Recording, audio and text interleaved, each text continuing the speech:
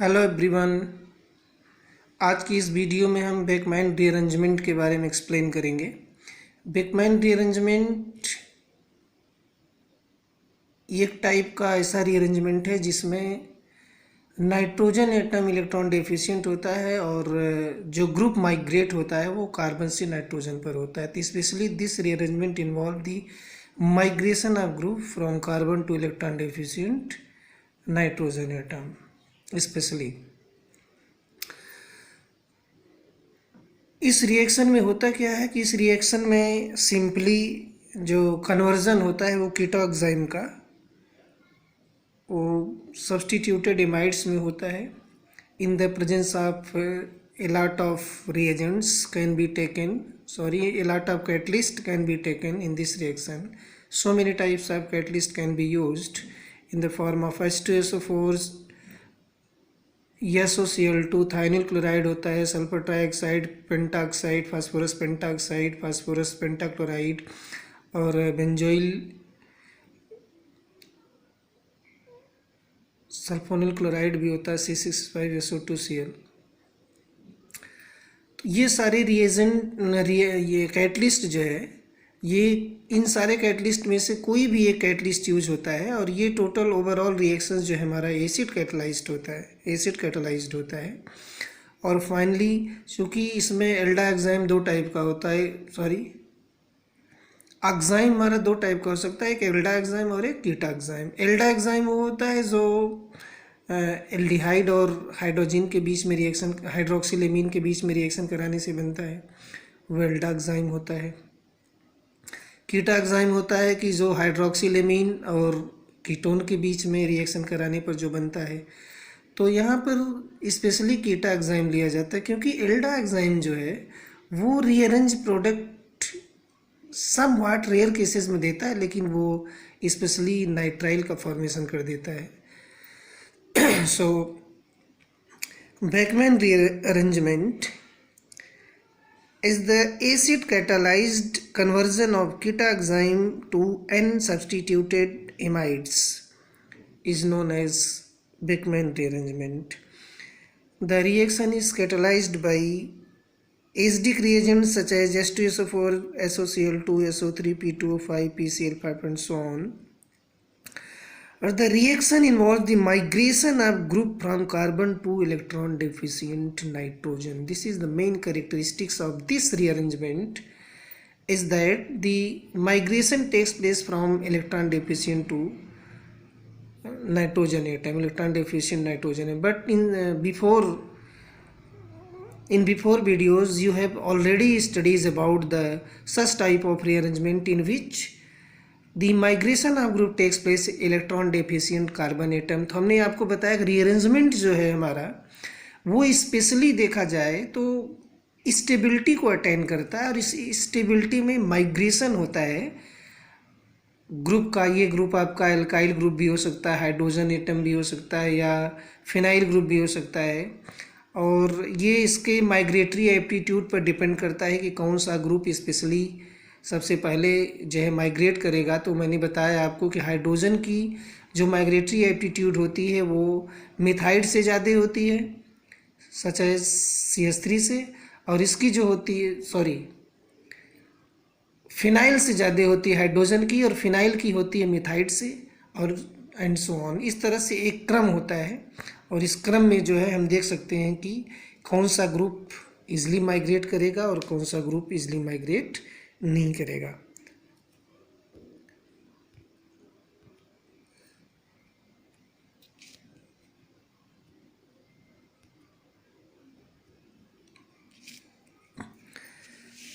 तो यहाँ पर एक रिएक्शन दिखाया गया है कि इस रिएक्शन में आप देख सकते हैं कि यहाँ पर लिया गया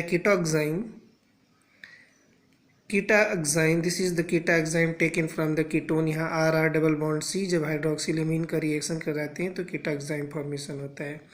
इसका एसिड कैटालाइज रिएक्शन करा रहे हैं तो यहाँ पर एमाइड फॉर्मेशन हो रहा है। तो इस एमाइड में ये सब्स्टिट्यूटेड एमाइड, यहाँ आप देख सकते हैं कि कोई ज़रूरी नहीं कि यही ये R ग्रुप जो है यहाँ पर शिफ्ट हो, ये R भी शिफ्ट हो सकता है। तो यहाँ पर इसलिए यहाँ पर दो प्रोडक्ट्स दिखाया गया है, दोनों सेम ही है। एक बार यहाँ आर डैश को यहाँ नाइट्रोजन के साथ लिखा गया और एक बार आर डैश को यहाँ कार्बन के साथ लिखा गया है। तो इस तरह से यहाँ पे कंफ्यूजन नहीं होना चाहिए कि ये दोनों ग्रुप हमारे जो है माइग्रेट कर सकते हैं ड्यूरिंग द रिएक्शन। ओके,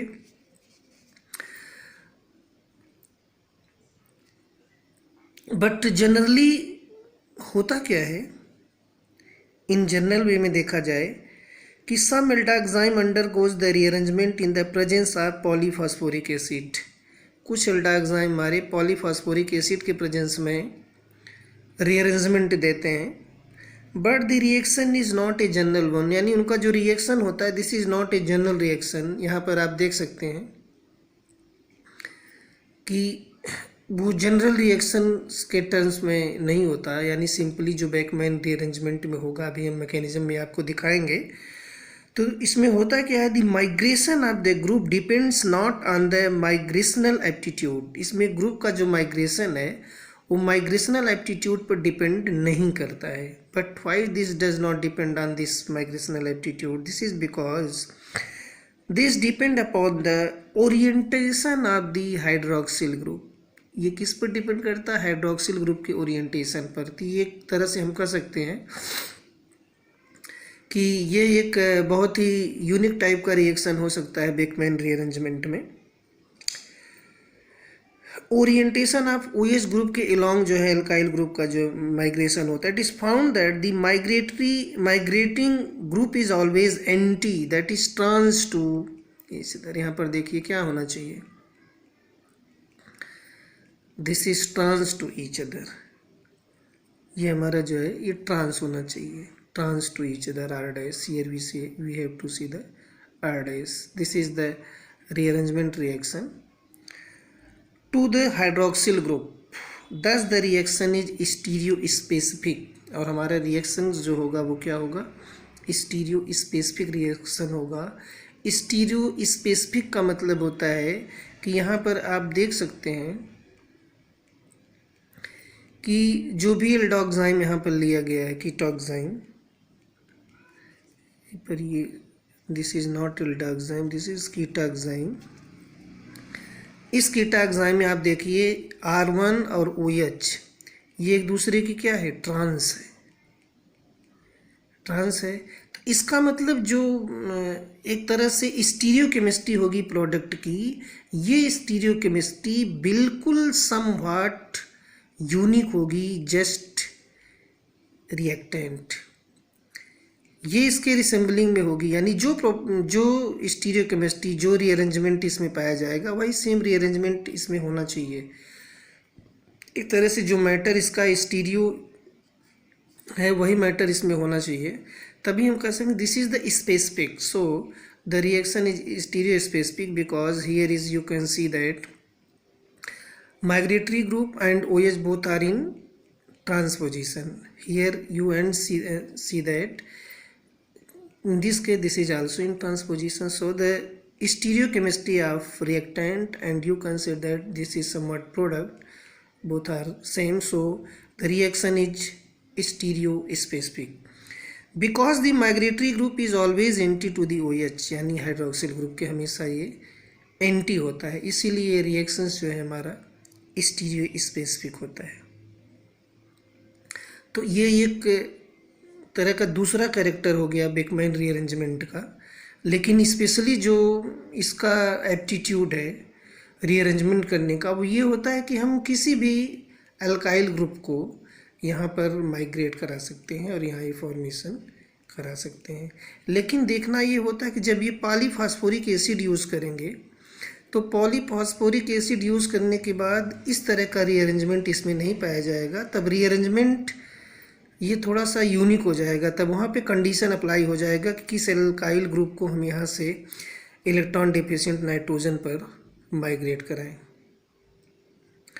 तो आइए देखते हैं कुछ इसके मैकेनिज़्म के बारे में।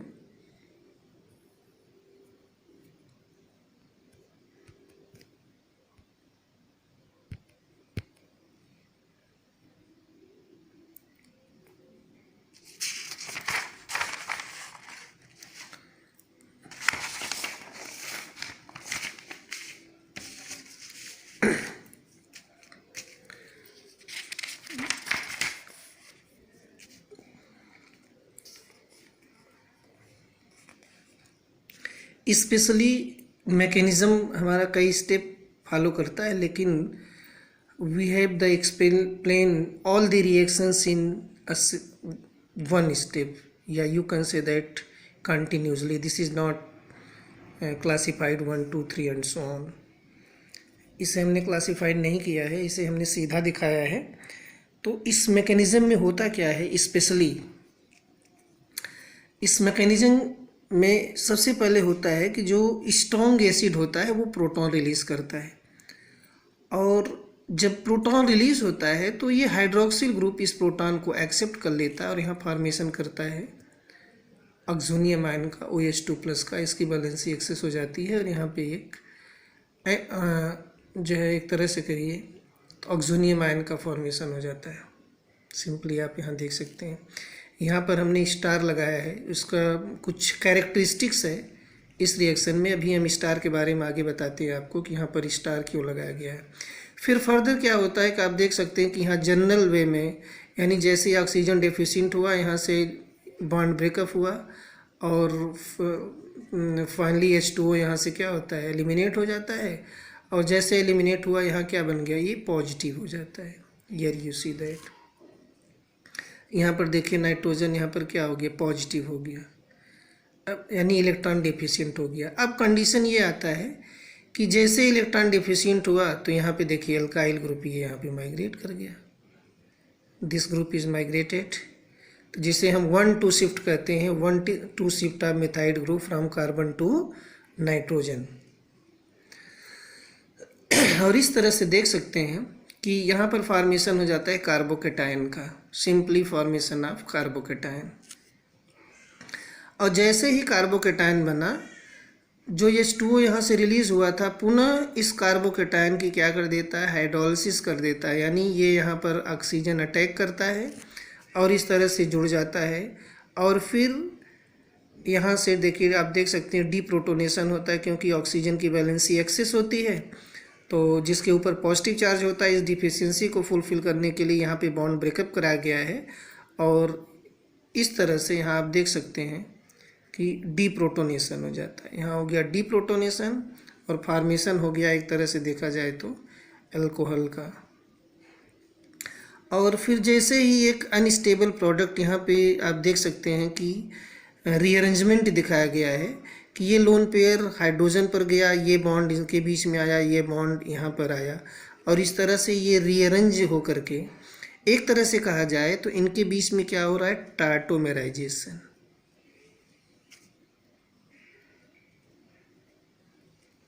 टार्टोमेराइजेशन हो रहा है इनके बीच में. आप टार्टोमेराइजेशन जानते होंगे. Tautomerisation involve, this is the dynamic reaction, involve the migration of hydrogen from one atom to other atom.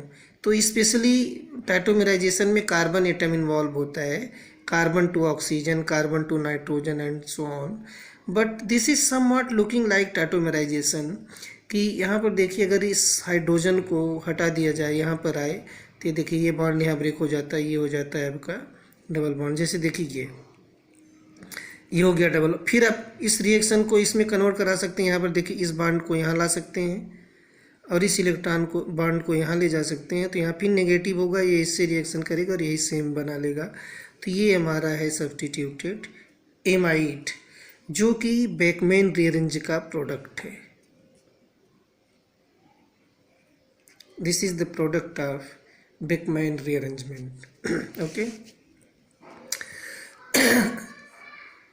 अब यहाँ पर देखिए, यहाँ पर जो स्टार लगाया गया है इस रिएक्शन में, ऊपर आपने देखा कि यहाँ पर स्टार लगाया गया है. इस स्टार का मतलब है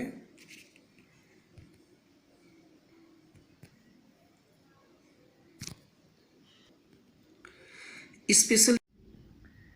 तो एक्चुअली इस स्टार का मतलब है कि जो ये रिएक्शन है डिहाइड्रेशन का, कि वाटर मॉलिक्यूल यहाँ से रिलीज़ हो रहा है, this is very fast reaction, बहुत रैपिडली होता है.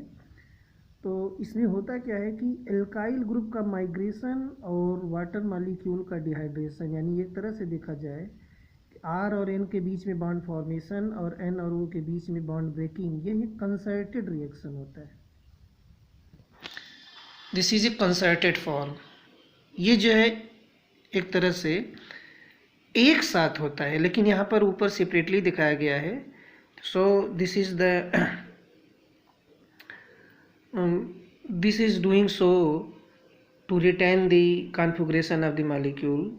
The migrating group retains its configuration and hence the migrating group does not become completely free during the migration. This is not completely free. What happens? Otherwise the reaction cannot be stereospecific. हमारा reaction जो है stereo specific नहीं होगा. क्यों नहीं होगा? The migration of R then gives a carbocation, that is form a carbocation, and the breaking of NO bond, migration of R and breaking of NO bond may be concerted or at least very rapid. ये बहुत rapid होता है. And this has been supported by crossover experiment, and due to this the stereo specificity is the maintained. और यही reason है कि इनके बीच में जो स्टीरियो स्पेसिफिसिटी होती है वो मेंटेन रहती है. ये इस रिएक्शन की सबसे बड़ी खासियत है. अब हम एप्लीकेशंस देखते हैं. बेकमैन रीअरेंजमेंट के क्या क्या एप्लीकेशंस है, कहाँ कहाँ पर इसका यूज़ किया जाता है. तो इसके एप्लीकेशंस में सबसे पहला आता है कि हम कॉन्फ़िगरेशन कीटोएंजाइम की कॉन्फ़िगरेशन को असाइन कर सकते हैं कि जो हमारा कीटोएंजाइम है उसका क्या कॉन्फ़िगरेशन है. तो उसके कॉन्फ़िगरेशन को हम जो प्रोडक्ट का कॉन्फ़िगरेशन है उसी के अकॉर्डिंग हमें साइन कर सकते हैं. तो यहाँ हमारा एक कीटोएंजाइम है जो एसिड कैटालाइज रिएक्शन दे करके यहाँ पे इमाइड का फॉर्मेशन कर रहा है. यहाँ देख सकते हैं आप इमाइड फॉर्मेशन क्रिएट कर रहा है. और इमाइड का जब यहाँ हाइड्रोलिसिस कराई जाती है तो यहाँ फॉर्मेशन होता है एमीन का. यानी under hydrolysis there is formation of amine. तो इसका मतलब क्या हुआ कि हाइड्रोलिसिस के थ्रू एमीन फॉर्मेशन हो गया. तो हम किस तरह से कीटोएंजाइम को के कॉन्फ़िगरेशन को जो है आइडेंटिफाई करेंगे. तो इसका मेन कैरेक्टरिस्टिक्स है कि a ketoxime gives an amide on Beckmann rearrangement from the products of hydrolysis of the amide. The structure of the amide is known and for that matter the configuration of the enzyme is known.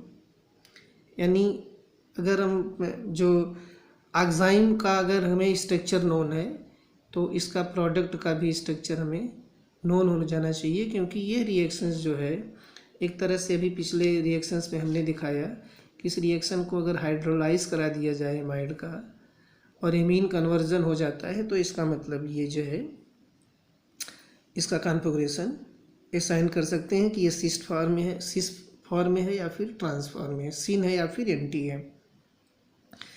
And formation of amine indicate the migration of the group R to the nitrogen atom. The group R and OH R therefore anti to each other.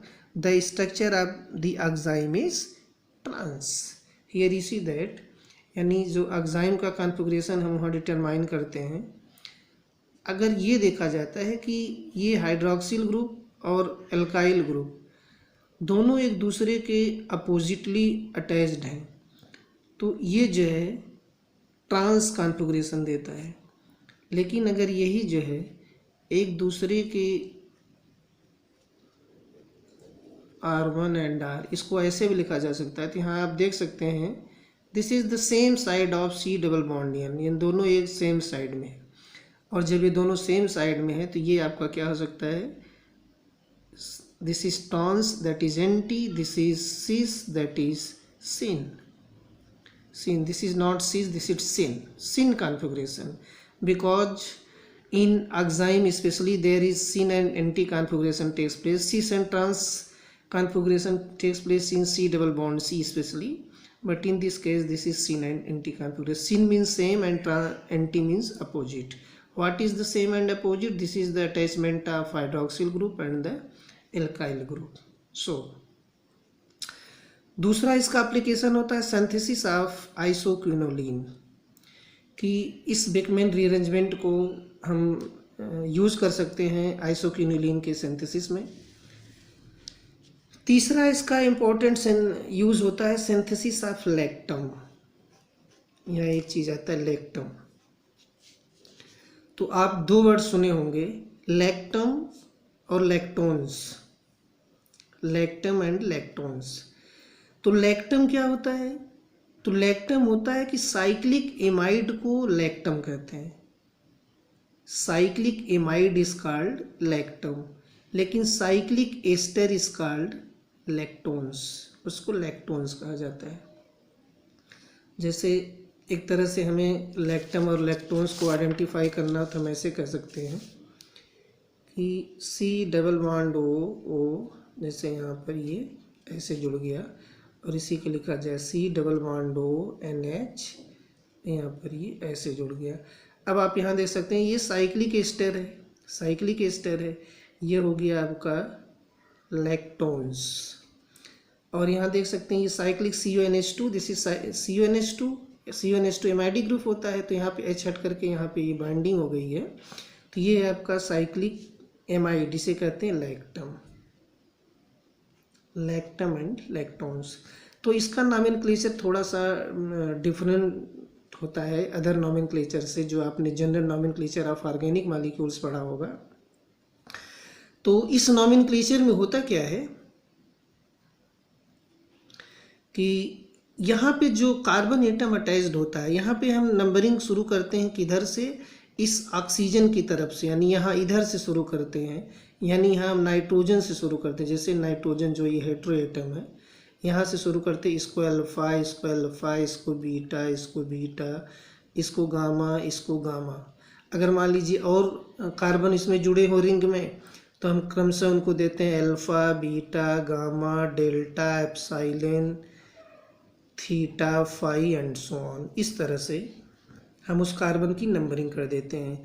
तो जो last carbon जिस position से, यानी जिस carbon जो जुड़ा होता है इस कार्बन से, लास्ट कार्बन ये है, इसमें किससे जुड़ा, गामा से, तो इसे हम कहेंगे दिस इज द गामा लैक्टोन्स।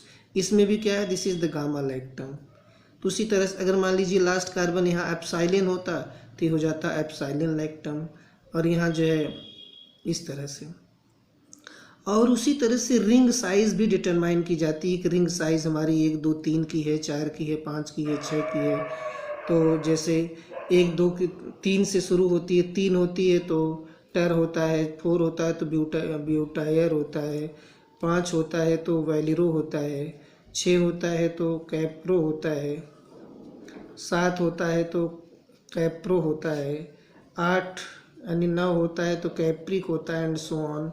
इस तरह से नंबरिंग ऑफ कार्बन जो है डिफाइन करते हैं। तो इसकी जो सिंथेसिस है, इसमें एप्सिलॉन लैक्टम बनता है, जिसको हम कैप्रोलैक्टम कहते हैं। 1 2 3 4 5 6 1 2 3 4 5 6 7 6 एटम्स पूरे रिंग में है, तो इसलिए कैप्रोलैक्टम हुआ। 1 2 3 4 5 6 there are 6 carbon atom, sorry 6 carbon atom है, इसलिए जो है कैप्रोलैक्टम हुआ। तो यहाँ सिंथेसिस ऑफ लैक्टम में होता क्या है कि ये फिनॉल से इसको सिंथेसाइज्ड किया जाता है। कि फिनॉल का सबसे पहले देखिए रिडक्शन कराते हैं किसके प्रेजेंस में, निकिल और हाइड्रोजन गैस के प्रेजेंस में। तो आप देख सकते हैं कि बेंजीन न्यूक्लियस रिड्यूस्ड हो जाता है और साइक्लोहेक्सेनॉल बनाता है यहाँ पे। और फिर साइक्लोहेक्सेनॉल को जब हम कॉपर के प्रेजेंस में 250 डिग्री सेंटीग्रेड पर इसको हीट करते हैं, तो यहाँ होता क्या है कि इसका ऑक्सीडेशन होता है, यानी HH निकल जाता है और यहाँ फॉर्मेशन करता है साइक्लिक कीटोन का। ये है आपका साइक्लिक कीटोन, देख सकते हैं।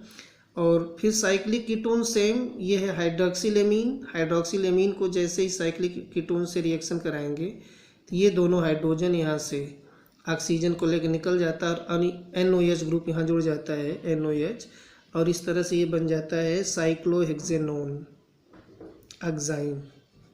क्यों हेक्सेनोन ऑक्साइम है? चूँकि ये एक तरह का कीटा ऑक्साइम है। तो जब ये कीटा ऑक्साइम हो गया, तो इसका मतलब हुआ कि ये कीटा ऑक्साइम क्या बनाएगा, दिस फॉर्म करेगा, ये साइक्लिक, ये एमाइड का कन्वर्जन करेगा। तो यहाँ पर हो जाएगा बेकमैन रीअरेंजमेंट, यहाँ पे बेकमैन रीअरेंजमेंट हो गया। और इस तरह से यहाँ फॉर्मेशन हो जाता है लैक्टम का, जिसे हम कहते हैं कैप्रोलैक्टम। ओके, और फिर यहाँ अगर हमें रिंग की ओपनिंग करानी होती है, यह एक तरह का कहा जाए तो ये स्टार्टिंग मटेरियल भी हो सकता है जो बहुत सारे पॉलीमर रिएक्शन में यूज़ किया जाता है। तो अगर बेस के प्रेजेंस में इसका जो है रिएक्शन करा दिया जाए तो ये जो है पॉलीमराइज हो जाता है, और पॉलीमराइज होकर के यहाँ पर प्रोटॉन एक टाइप का पॉलीमर फॉर्मेशन करता है। तो इस तरह से this is the synthesis of lactam that is govern by Beckmann rearrangement. तो इस तरह से आपने देखा कि इस पूरे सिंथेसिस में यानी इस पूरे रिएक्शंस में बेकमैन रीअरेंजमेंट को और ये किस तरह से different type of product formation करता है और इसका यूज़ क्या होता है।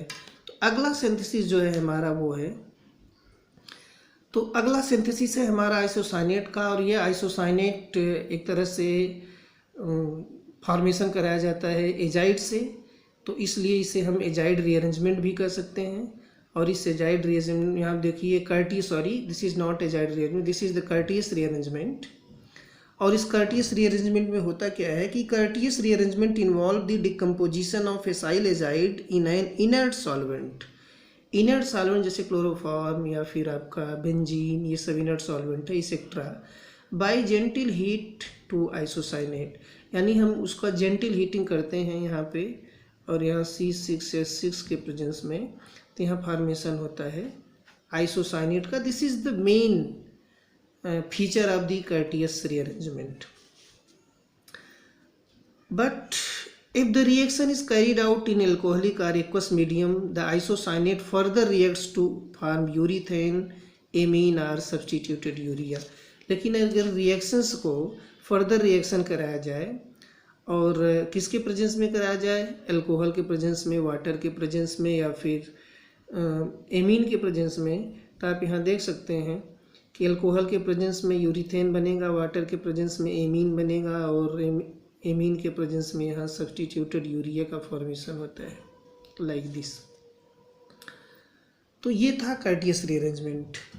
इस रीअरेंजमेंट में स्पेशली डिकम्पोजिशन होता है एसाइल एजाइड का। आपने देखा होगा एक कर्टियस रिएक्शन के बारे में सुना होगा कि कर्टियस रिएक्शन भी होता है। तो कर्टियस रिएक्शन एक्चुअल में होता क्या है कि कर्टियस रिएक्शन में आप देख सकते हैं कि Curtius reaction is called the conversion of acid का एमीन में कन्वर्जन होता है in the presence of alcohol और एसिड कैटालाइज्ड रिएजेंट के प्रेजेंस में एसिड हमारा जो है ये एमीन में कन्वर्ट हो जाता है। This is called Curtius reaction. जैसे यहाँ पर एक एग्जांपल दिखाया गया है,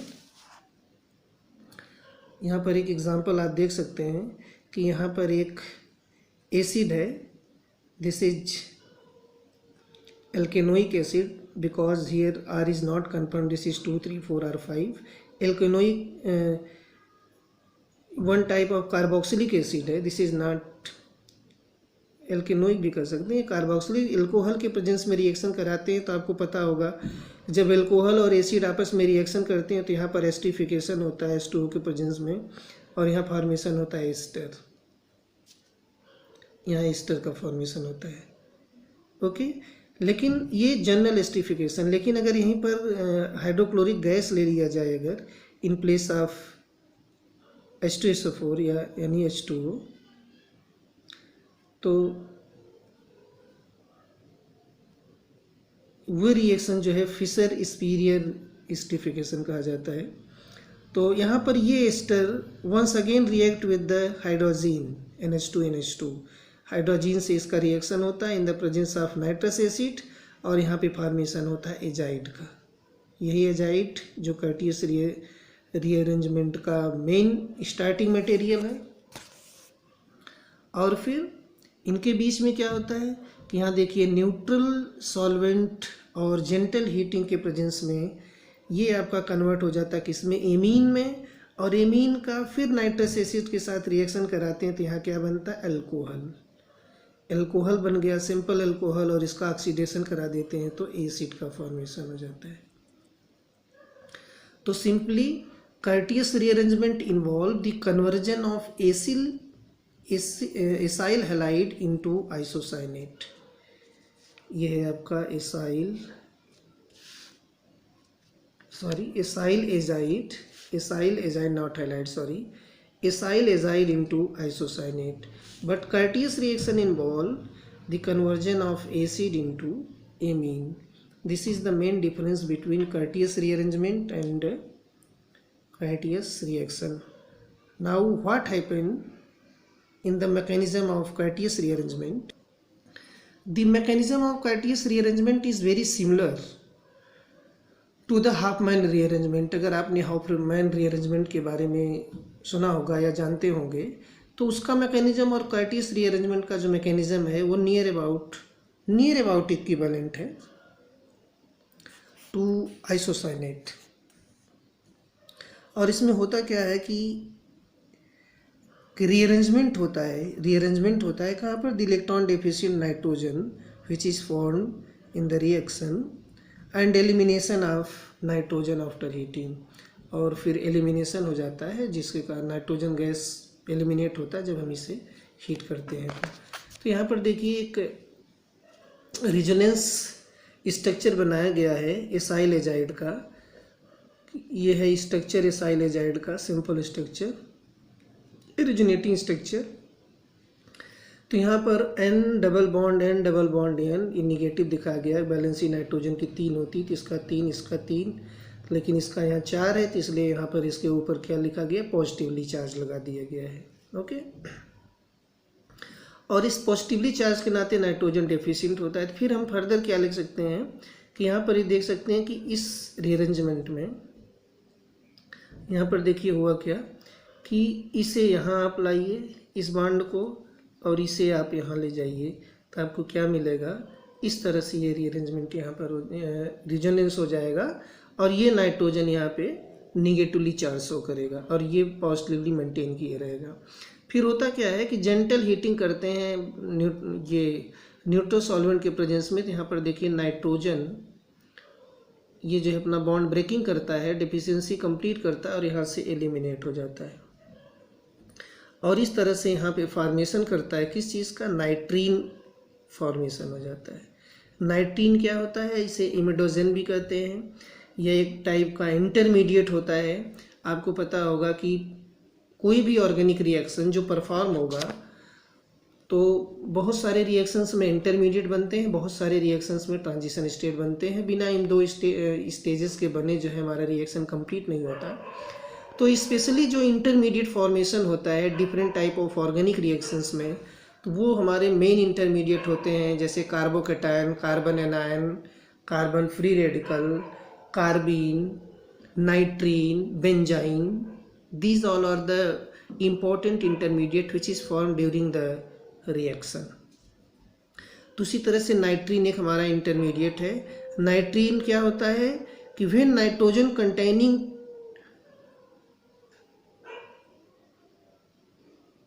2 lone pair with 1 sigma bond, 2 lone pair with 1 sigma bond, nitrogen containing 2 lone pair with 1 sigma bond, that is called नाइट्रीन। अब इस नाइट्रीन का रीअरेंजमेंट हो जाता है। रीअरेंजमेंट में क्या होता है कि यहाँ पर देखिए माइग्रेशन होता है, migration of alkyl group. Alkyl group का यहाँ माइग्रेशन होता है और जैसे ही एल्काइल ग्रुप माइग्रेट करता है, ये लोन पेयर आया यहाँ पर और यहाँ पर ये जो है माइग्रेट किया और इस तरह से यहाँ फॉर्मेशन हो जाता है आइसोसाइनेट का। This is the main rearrangement of Curtius.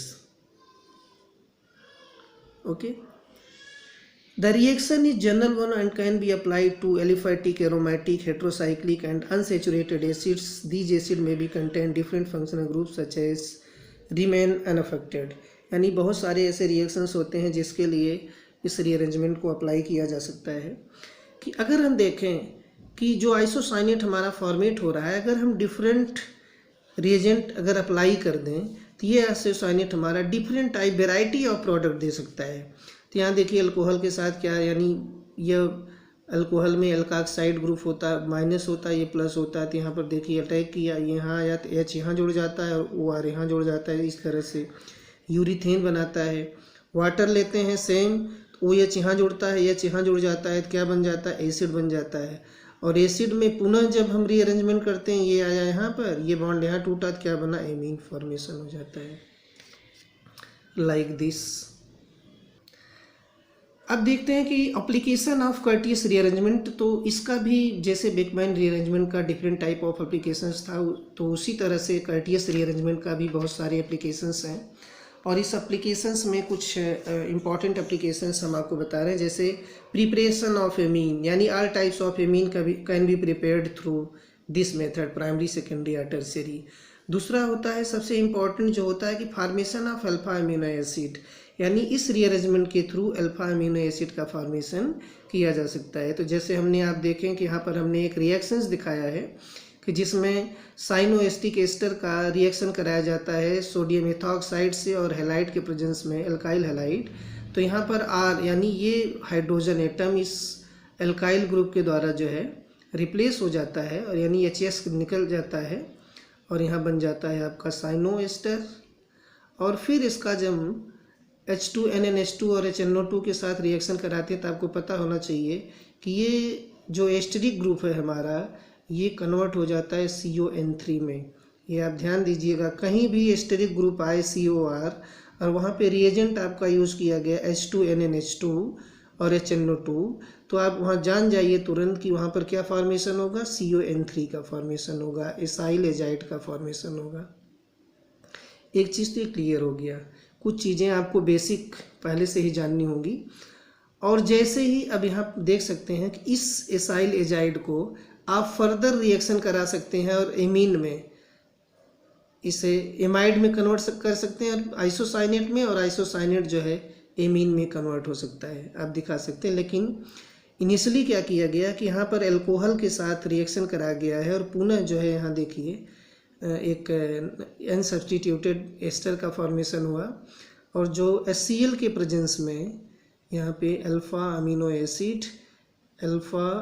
Acid का फॉर्मेशन करता है, क्योंकि ये अल्फ़ा कार्बन है और अल्फ़ा पर R ग्रुप जुड़ा हुआ है, तो अल्फ़ा अमीनो एसिड है ये।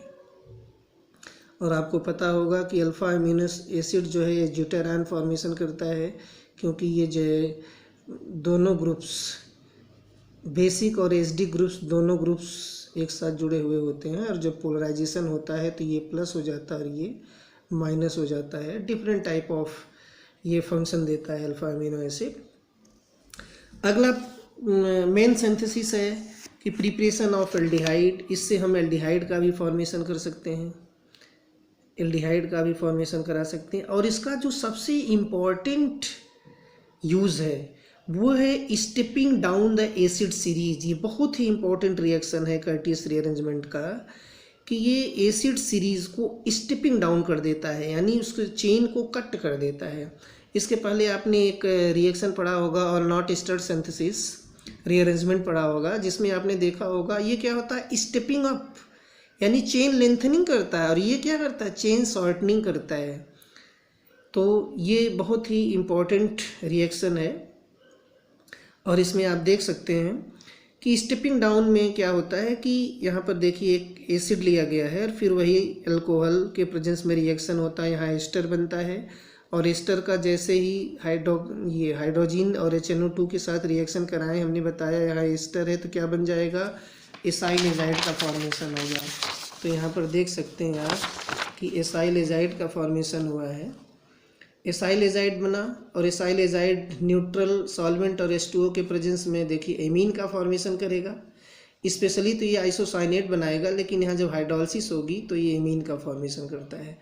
और एमीन का जब नाइट्रिक एसिड के साथ रिएक्शन कराया जाता है तो यहाँ पे अल्कोहल बनता है, और अल्कोहल फिर किस में कन्वर्ट हो जाता है, एसिड में। जब इसका ऑक्सीडेशन करा देते हैं तो पूरे रिएक्शन में आप देख सकते हैं कि यहाँ पर RCOOH, यहाँ पर RCOOH है सिंपली, और इसके पहले क्या था, यहाँ पर देखिए RCH2COH। यहाँ पर आपने देखा एक CH2 ग्रुप इस पूरे रिएक्शन में क्या होता है, स्टेप डाउन हो जाता है, यानी यहाँ से एलिमिनेट हो जाता है, एक तरह से कहा जाए तो ये रिएक्शंस जो हमारा है ये बहुत ही इम्पॉर्टेंट है stepping down the acid series Curtius rearrangement. और यहीं पर एक स्टेपिंग अप रिएक्शन होता है जो आपने देखा होगा कि जैसे RCOH है तो ये जो है कन्वर्ट हो जाता है RCH2COOH में। तो एक तरह से आप देख सकते हैं कि हम और नॉट, ये भी एसिड कैटालाइज्ड रिएक्शन है। तो इस तरह से आप देख सकते हैं कि इस तरह से अगर हम देखें दोनों रिएक्शन को, अगर हम फॉरवर्ड और बैकवर्ड करके देखें तो ये और नॉट एस्टर सिंथेसिस है और ये जो है कर्टियस रीअरेंजमेंट है। ये और नॉट एस्टर रीअरेंजमेंट है, ये कर्टियस रीअरेंजमेंट है।